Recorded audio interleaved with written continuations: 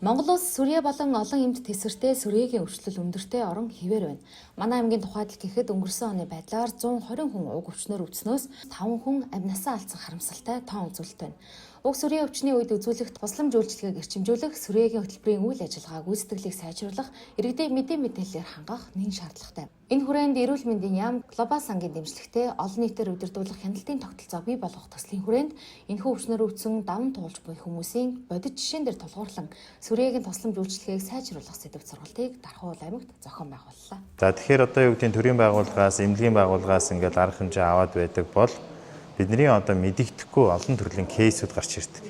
Сургуулийн орчинд ялгуурлан гадуурхагдсан байх, гэр бүлдээ бас ялгуурлан гадуурхагдсан байх, эмнэлгийн байгууллагын орчинд бас ялгуурлан гадуурхагдсан байх, эсвэл авах ёстой үйлчилгээгээ авч чадахгүй байх ч гэдэм үү те. Ер нь энэ чиглэлтэй хамааралтай энэ кейсүүд гарч ирж байгаа. Энэ кейсүүд одоо бид нэр өнөөдөр кейсүүдэд хилцүүлж байгаа олон төрлийн байгууллагууд ирсэн байна. Боловсролын байгууллагаас, эрүүл мэндийн байгууллагаас, за засаг дарганы хамгийн газраас гээд оролцооны нийгмийн асуудлууд хариуцсан мэргэжлэнгүүд бүгд байж байна. Дархан уул аймаг өөрөө аягүй онцлогтой аймаг байж байгаа. Тэгээд нэлээд хотччихсан олон улсын зам тээвэр ихтэй, за хөдөлгөөнд хүн ам ихтэй, за аймаг дундаа тархалт, сүрьегийн тархалт өндөртэй аймаг байж байгаа. Тэгэхээр энэ аймаг дээр бид нар одоо олон нийтээр удирдуулсан хяналтыг бий болгох ажлаа ингээд хэрэгжүүлж байгаад их баяртай байгаа. Аймгийн орон нутгийн удирдлагууд аягүй сайн дэмжиж ажиллаж байгаа. Тэгээ одоо өнөөдөртөө бид нар бол нэлээдгүй олон юм өөрчлөлтүүдийг хийж чадсан байж байна. Энд юу вэ гэхээр одоо Дархан уул аймгийн сүрьегийн диспансерын агааржуулалт гэхэд төрийн удирдлагаас дэмжлэг үзүүлээ, тэрийг сайжруулсан байх жишээтэй. Тэргээр өөрчилж байгаа иргэдийн ая тухтай орчныг бүрдүүлчихсэн байна. Хэмтээ эмчилүүлж байгаа орчин нөхцөлийг сайжруулсан байна.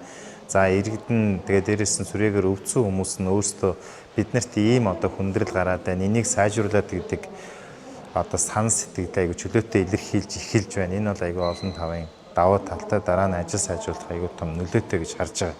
Сүрье чи өнөөдөр янз бүрийн насны, янз бүрийн одоо боловсролтой, амжиргааны төвшин, харилцан адилгүй одоо баян ч хүн байна, боломжтой ч хүн боломжгүй бүгднгээс нь талдар авч байгаа. Гэхдээ нийгмийн дийлэнх хувь нь одоо амжиргааны төвшин доогуур байгаа өрхүүд бол нэлээд рүү чиглэж байгаа. Ялангуяа одоо гэр хоронгууд, тэнмэл, архичин, архи уудаг гэж ярьдаг хүмүүс байдаг шүү дээ. Эднэрт бас салдрын тархалт нэлээдгүй өндөр байгаад идэг. Тэгэхээр төр засгийн зүгээс одоо ингээд эмчлээд урьдчилан сэргийлэхээс гадна тогтолцооны үед бодлого нь яаж явах юм? Өнөөдөр үнэхээр амжиргааны төвшин доогуур айлын хүмүүс халдвар авсан байх юм бол хоол хүнсийн, халамжийн, амьдрах одоо боломжийг яаж хангах юм? Яаж үйл ажиллагаанаа уялдуулах ингээд тогтолцооны асуудал хүртэл яригдах асуудал гарч ирж байгаа. Энэгээр л одоо сүрье гэдэг чинь нэлээд юм хорцтмол асуудалтай учраас бүхий л байгууллагууд анхаарч ажиллахаас аргагүй болчиход байгаа юм л да.